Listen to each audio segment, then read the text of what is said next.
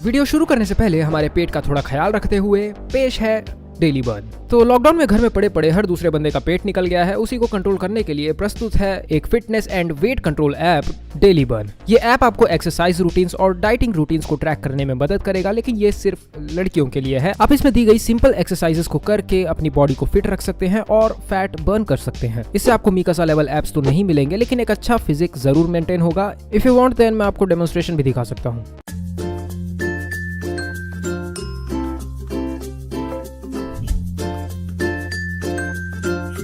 आप इस ऐप को डिस्क्रिप्शन में दिए गए लिंक से भी डाउनलोड कर सकते हैं और प्ले स्टोर से डायरेक्ट भी डाउनलोड कर सकते हैं। अगर आपको ये बेनिफिशियल लगे तो एक अच्छी रेटिंग भी ज़रूर छोड़ देना। तो सोच क्या रहे हो या रही हो, डाउनलोड नाउ।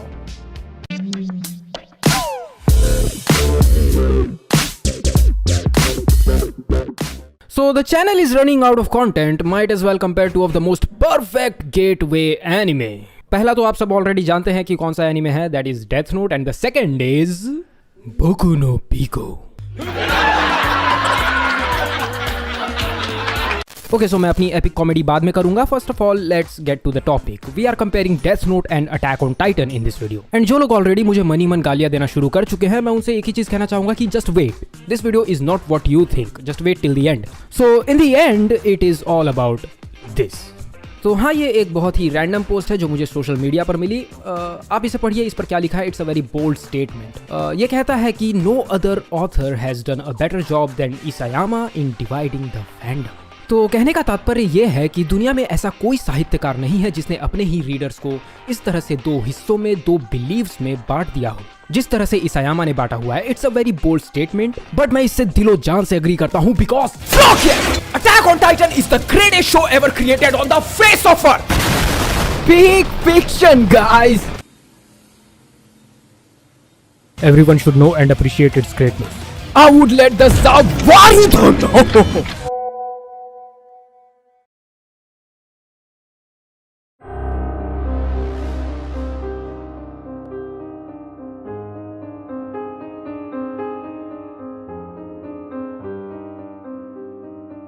अगर आप मुझसे डायरेक्टली आकर ये पूछोगे कि अटैक ऑन टाइटन और Death Note, which one do you think is better, मैं एक सेकंड नहीं लूंगा ये कहने के लिए कि Attack on Titan is way superior. लेकिन हर चीज इतनी ज्यादा सिंप्लीफाइड नहीं होती है इस दुनिया में। अटैक ऑन टाइटन और डेथ नोट बहुत ही ज्यादा कॉम्प्लिकेटेड शोज हैं जिनमें हजारों तरह के डिफरेंट एस्पेक्ट्स हैं, एंड ये कहना कि अटैक ऑन टाइटन उन हजारों एस्पेक्ट्स में डेथ नोट से ऊपर है, तो भाई ये तो सही नहीं है। सो डेथ नोट दो बिलीव्स की लड़ाई है, दो पोलर अपोजिट पर्सपेक्टिव्स की लड़ाई है। This is pretty clear. On the other hand, Attack on Titan का जो थीम्स का पिटारा है वो बहुत बड़ा है, जिसमें ये दो पर्सपेक्टिव्स वाली चीज भी क्लियरली विजिबल है। सो हाँ, these two shows to a very great extent divides their fandom.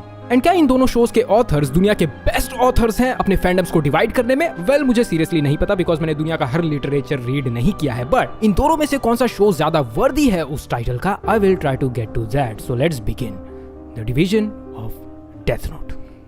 Light या फिर एल? इन दी एंड आप इन दोनों में से किसी एक को सपोर्ट कर रहे थे। मैं पर्सनली एल को सपोर्ट कर रहा था। हो सकता है कि आप लाइट को सपोर्ट कर रहे हो, जो कि बिल्कुल ठीक है, सबकी अपनी अपनी चॉइस है। मैं आपका ओपिनियन चेंज करने की कोशिश बिल्कुल नहीं करूंगा। मैं जस्ट आपको ये बताने की कोशिश करूंगा कि अगर आप लाइट को सपोर्ट कर रहे हो तो आप कहाँ खड़े हो, आपकी मानसिकता क्या है सिस्टम और सोसाइटी के प्रति। ऑन दी अदर हैंड, अगर आप एल को सपोर्ट कर रहे हो तो आप क्या चाहते हो कि इंसानों को अपने फैसले किस तरह से लेने चाहिए। तो अगर मैं आपसे ये पूछूंगा कि किसकी फिलॉसफी ज्यादा बेटर थी, एल की या लाइट की, there is a very chance कि लोग एल को अच्छा इंसान कहेंगे और लाइट को स्टोरी का villain, which is true, which is absolutely true. Light was the evil, but ऐसा सिर्फ इसीलिए बिकॉज हम में से ज्यादातर लोग एल ही तो हैं, losers, and we also relate to L's believes, because L के जो बिलीव्स हैं वो कोई एक्सेप्शनल चीज नहीं है, it is just human standards. कुछ ऐसे कॉमन विचार जो बचपन से ही हमारे दिमाग में डाल दिए जाते हैं, something we are grown up with.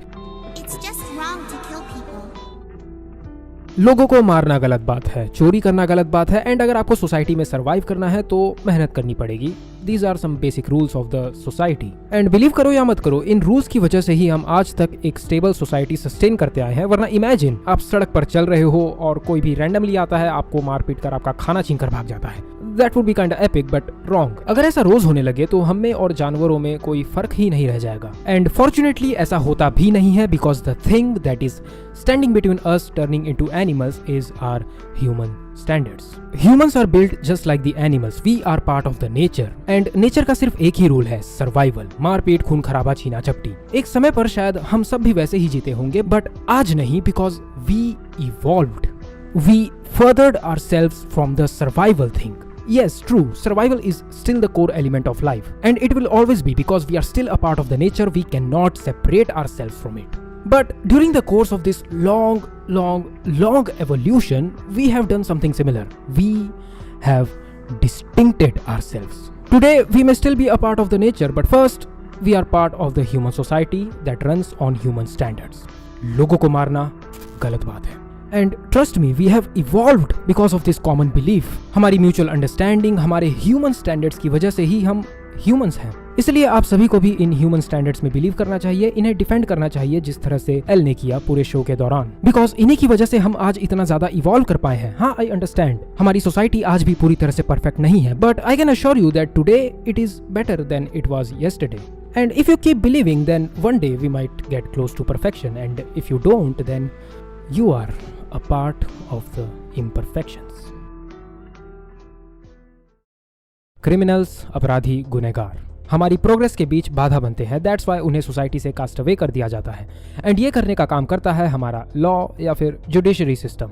उनके हाथों में बेसिकली ये डिसाइड करने की ताकत होती है कि जस्टिस शब्द के सही मायने क्या होने चाहिए. So let me ask you this, is our law enough? क्या हमारा लॉ सही जजमेंट पास कर पाता है? मुझे बाकी कंट्रीज का नहीं पता, but in India since independence it has been 75 years, and in this 75 years 755 criminals have received capital punishment, मतलब डेथ पेनल्टी. अब इस बहुत ही लो से नंबर के पीछे भी एक रीजन है, which is an entirely different spectrum about human rights, जहां पर कई लोगों का मानना यह है कि बंदे ने चाहे कितना भी बड़ा क्राइम किया हो, वो मरेगा या जिएगा, ये डिसाइड करने की ताकत किसी भी दूसरे इंसान के हाथों में नहीं होनी चाहिए. And I respect that belief, but what is the solution? आप क्या चाहते हो कि इन क्रिमिनल्स पर जजमेंट कौन पास करे? कोई इंसान ये नहीं कर सकता, हमारा मेंटेन्ड ऑर्डर ये नहीं कर सकता, तो फिर कौन? कोई एक्स्ट्रा टेरेस्ट्रियल एंटिटी या फिर सर्टेनली कोई गॉड?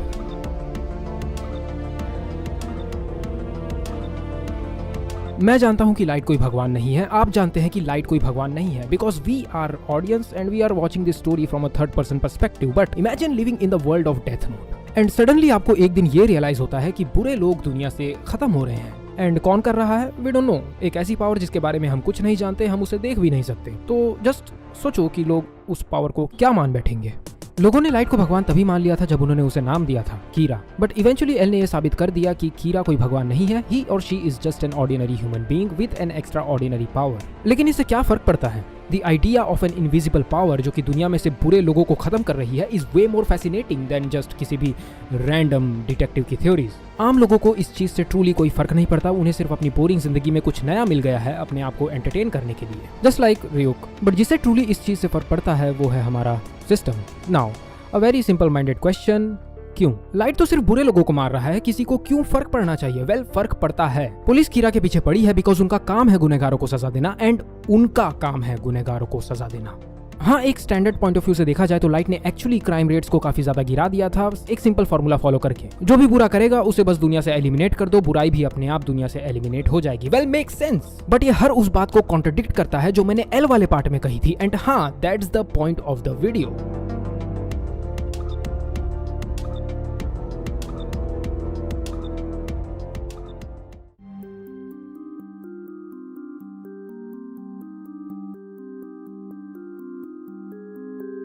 अटैक ऑन टाइटन एक ऐसा शो है जिसमें कई सारे कॉम्प्लिकेटेड थीम्स आपस में इंटरसेक्ट करते हैं. This show has almost 0 verbal expositions, and in the end उन सारे थीम्स की सही इंटरप्रिटेशन क्या होनी चाहिए ये कंप्लीटली व्यूअर पर डिपेंड करता है. Perfect. This is the way you tell a story. Now topic पर आते हैं. तो unlike Death Note, Attack on Titan में 2 क्लियर साइड्स ढूंढना काफी ज्यादा मुश्किल है. डेथ नोट के तो सेकंड एपिसोड में ही ये चीज एस्टैब्लिश्ड हो जाती है कि one way is light and the other way is L. On the other hand, Attack on Titan में हमें सिर्फ एक ही क्लियर साइड पता है, but who is the other?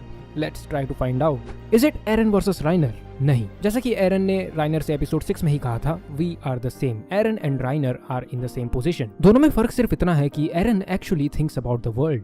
In many ways. On the other hand Reiner can't just think. इस बंदे के पास सोचने की शक्ति ही खत्म हो चुकी है। एंड अगर वो एरन को अपोज भी करता है तो सिर्फ इसलिए बिकॉज वो अपने लोगों को प्रोटेक्ट करना चाहता है। Very simplistic actions.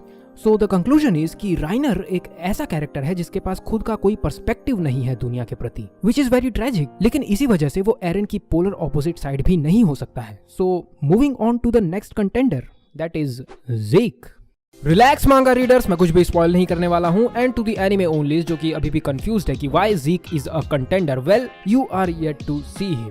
ज़ीक एक्चुअली एक बहुत ही ज्यादा कॉम्प्लिकेटेड कैरेक्टर है। And as for the polar opposite side for Eren, नहीं।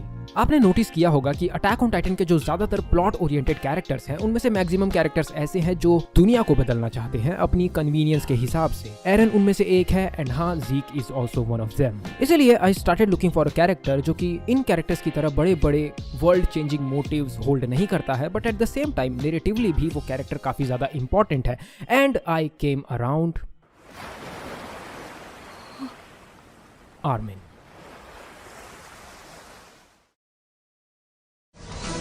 ऐसी स्थिति में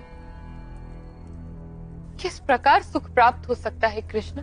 सुख तो पहचानने की वस्तु है बुआ, प्राप्त करने की वस्तु नहीं। एक ऐसी दुनिया जो 100 सालों से आजादी से वंचित है, ऐसी दुनिया में रहकर भी there was a kid who saw and understood what freedom is truly like.